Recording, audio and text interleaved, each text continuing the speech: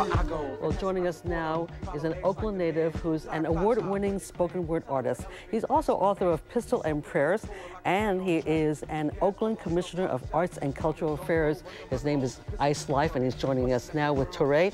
And we were talking about post-Blackness, and I want to bring up about a generational gap, or maybe there's no gap, but we were saying off air just a little while ago, your father's generation really helped break the barriers. They did, and they had a life where they had to struggle on a day-to-day basis just to stay alive and to deal with just acquiring the basic human and civil rights that were necessary. They were fighting the fight for you, the next generation. Yeah, they did. We grew up without fighting for basic civil rights and human rights. There weren't racist laws holding us back. So we lacked a certain sense of trauma about being American that they had. And I think your generation is even more distant from the trauma, and it gives you a freedom to want to be and do whatever you want to do. Well, I think that's a popular narrative when we talk about a progression of a civil rights movement that began in, the 50s and 60s and rolled out through the 70s. But something that's really important to hold on to, and Toure, of course, I imagine would agree with me, that in 1984, we have the emergence of what will become a crack epidemic in the black community. And that's a major blow to what was a great trajectory. It's a major blow because along with not just crack abuse, there's the selling of drugs, there's incarceration from drugs. So me being 28 years old, I was born in 1982, by the time I'm looking around at 10 years old in 1992, the stride of black people in America has taken a major blow. That's not on the surface where everybody is looking at the time, but we begin to see the ramifications from that later on into the mid to late 90s up to what we're dealing with today. So I think that was a big adjustment that and something that isn't always taught in schools, that isn't always talked about. So when we look at we're living in the Obama age, we look at that, and that's an important thing to see to really measure how far black folks have come, and also to see places where there may still be some major trauma to deal with. I mean, that 80s period was massive because not only the crack situation, which changed us on so many levels, as you talked about, but also AIDS comes in, which changes black America, changes all of America, but changes black America in particular in a very pernicious way. So these are the new battles. I mean, certainly we're never going to say... societal battles, too. It's not just about being black or a man or a woman. Right? I mean, certainly we're never going to say it's now easy to be black. I mean, this is the city where Oscar Grant got shot in handcuffs, right? This is true. I mean, like, the horrible things continue to happen.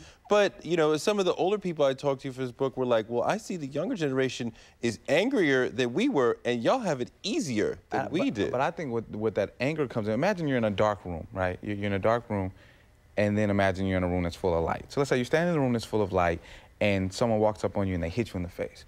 Well, you're frustrated, you've been hit in the face, but you saw where it came from. See, the 60s and the 70s, on the front line, there was no question around blackness, whiteness, and racism. Correct. There was no question around that. Well, see, even though it's a great thing, things like a black president, black folks going to whatever university we want to go to, ironic, no pun intended, it throws some blackness in the room. It throws darkness in the room to where, okay, well, if we're in this great position, as a people, and we have all these liberties, as you put it, well, why do I still feel this way? Why is my, why do I still live in a community that looks the way that it looks? Why are we 11 or 14% of the population, but the majority of the people in prison? Why are we dying the most of HIV and AIDS, dying of heart disease? Why is that the case if we live, if we have all these rights? And that's confusing, and I think that's where the anger comes from. The anger comes, especially for younger generations of black folks, is this confusion around why are things how they are because of this passed down feeling of, I remember when Obama was elected, I got text message to my phone, "We have overcome." Not fully. And that's confusing. But I found... You overcome at certain levels. But there's different levels of overcoming and succeeding, right? But yeah. I mean, you're absolutely right that, I think we look back on civil rights and black power movement and expect that they were so successful, so powerful, so organized, so brilliant, so beautiful. We should be further along.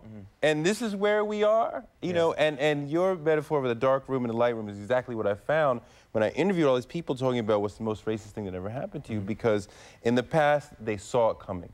And now we find ourselves unexpecting of these moments. This one brother told me about somebody standing up in church, and they went to a white church, his whole family, and calling them the N-word in church. Whoa. Now, you would think that if anywhere there would be a safe place, it would be in church. So because they didn't see it coming, it blindsided them, as opposed to our parents and grandparents. They're like, well, we saw the racism coming, and it beat us down, but we could see it coming. We're like, I thought y'all thought we were excellent. You're talking about a family that was highly educated, you know, affluent, moved into a community that was mostly white. Yeah. And they were the people that stood out. And it may not have been indicative of the entire community, but all it took was that one person yelling across the room in a church that just absolutely, they were in shock and affected them for the rest of their lives, right? Yeah, exactly. yeah. Okay, so the question, though, too, before we run out of time is, as long as you are a person of color, how are you ever going to arrive? How are you ever going to be equal? Will that ever happen? My feeling is that people have to define their own arriving, and that people have to, each different racial groups and different groups have to define for themselves what is our standard of arriving. Is it when, you know, Obama is elected, for example, by largely white people in this country.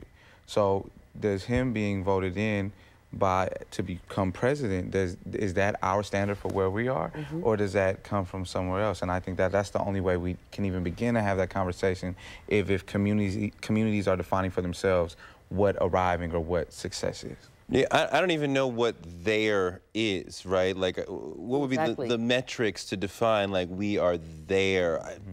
You know, a certain amount of wealth in the community, or certain, I don't even know how to define that. In a way, you are there, in a way, because you are an African-American man who has a good job, who seems to be successful, educated. So out of certain kinds of criteria, you are there. I've had some personal success, but there's always going to be certain pains in your life. Exactly. Perhaps you should be further along if you weren't being held back by certain perceptions or what have you. I mean, the thing that I would like to see, as you said, individualized, that black people come to a personal, private view of themselves, that they are excellent and brilliant and beautiful, and not allow the outside world to say, well, we're going to look at you this way, because we always have to deal with a constant under-evaluation and underestimation of the brilliance and importance of black life. I understand, but we're almost out of time, so I want to let people know that once again, we're talking about Toure's book, which is called Who's Afraid of Post-Blackness? What it means to be black now, published by Free Press. And also, Ise Lyfe has a new audiobook out. It's called Pistols and Prayers, and I'm sure that you can get that anywhere that you can get your normal music from.